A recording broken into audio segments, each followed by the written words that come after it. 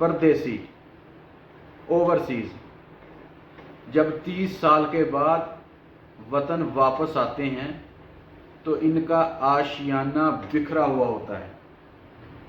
इनके बच्चे इनका कहा नहीं मानते।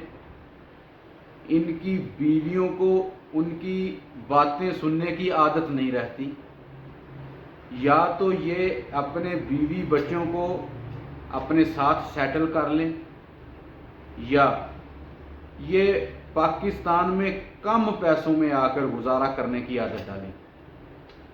डॉक्टर अफान कैसर साहब फरमा रहे हैं। एक छोटा जिहा वीडियो क्लिप है, तो पहला अफान साहब का वीडियो क्लिप वेख लीए तो फिर इस थोड़ी जी गल करते हैं। परदेसी ओवरसीज बहुत अरसे बाद अब जब अपने घरों को वापस लौटते हैं तो उनको जो बच्चे मिलते हैं वो खुद सर होते हैं। जो बीवी मिलती है वो नहीं होती जिसे वो 30 साल पहले छोड़ के गए थे। उसे बात सुनने की आदत नहीं रहती। रीज़न, आप इस सारे अरसे में कमाई में तो लगे रहे, लेकिन जब आप कुछ अरसे के लिए आए तो मेहमान की तरह आए। आप पैसे लेकर आए, आपकी एक्सपेक्टेशंस बहुत ज़्यादा थी। आपको उस जो 1-2 महीने के लिए आप बीच में आते रहे, आपको मेहमान की तरह ट्रीट किया जाता रहा, आपके गिफ्ट्स एंजॉय किए जाते रहे। और जब आप वापस गए तो इस बात पे भी टॉलरेबिलिटी कि अभी तो अब्बे ने चले जाना है। लेकिन जब आप परमानेंट 30 साल बाद वापस आते हैं तो फिर आप ये एक्सपेक्ट मत करें कि वो बच्चे जो बड़े हुए हैं आपके बगैर, वो अब आपका हुक्म वैसे ही सुनेंगे। वो बीवी जिसको खुद इंडिपेंडेंट डिसीजंस लेने की आदत हो चुकी है, अब आप उस पर वही 30 साल पुराना डंडा चला लेंगे। ऐसा नहीं होता। और ये बात भी होती है कि अब आप एक्टिव ब्रेड अर्नर नहीं रहे होते। आपकी औलाद जवान हो गई होती है, वो कमा रही होती है, वो फिर आपके फैसले नहीं सुनते।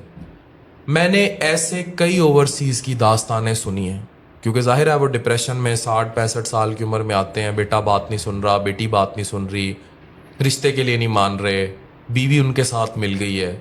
तो अल्टीमेटली ये उस टाइम लॉस का खमियाजा होता है जो वो भुगतते हैं। इसलिए मैं बार बार ओवरसीज़ परदेसी भाइयों को एक बात समझाता हूँ, क्योंकि मुझे ओवरसीज़ बहुत सुनते हैं कि या तो अपनी बेगमात और बच्चों को साथ ले जाएं बाहर, या फिर उनके पास यहाँ कम में रह के गुजारा करने की आदत डालें।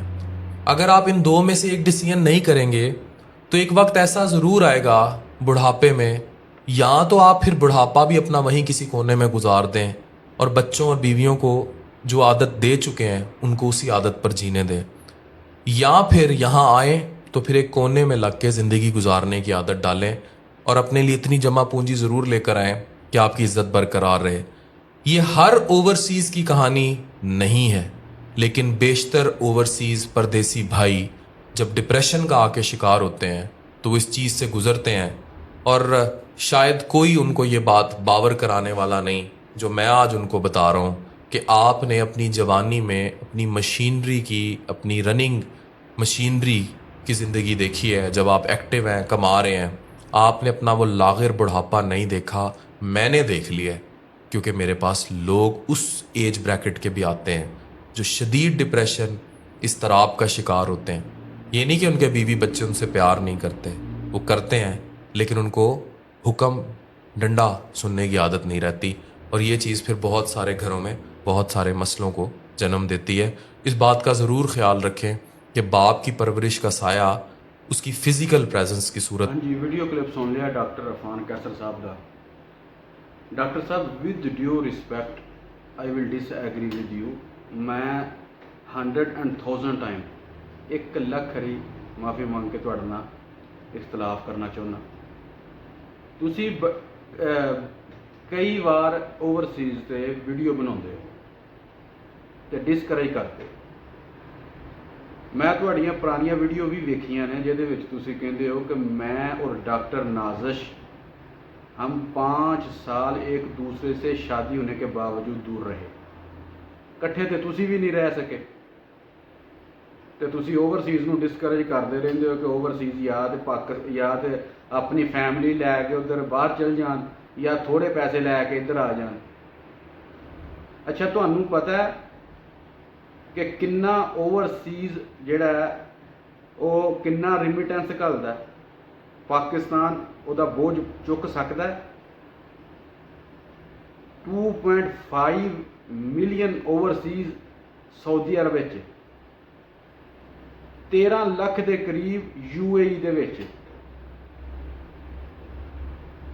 UAE and Saudi Arabia, Pakistan ਜਿਹੜਾ ਨਾ ਇਹਦਾ 45% ਰਿਮਿਟੈਂਸਸ ਇੱਥੋਂ ਜਾ ਰਹੇ ਨੇ।